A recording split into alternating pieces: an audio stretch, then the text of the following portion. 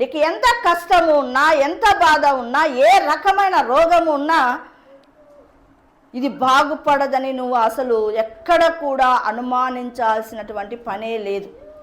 అవి వస్తూ ఉంటాయి, పోతూ ఉంటాయి. సమస్యలు వస్తూ ఉంటాయి, పోతూ ఉంటాయి. రోగాలు వస్తూ ఉంటాయి, పోతూ ఉంటాయి. బాధలు వస్తూ ఉంటాయి, పోతూ ఉంటాయి.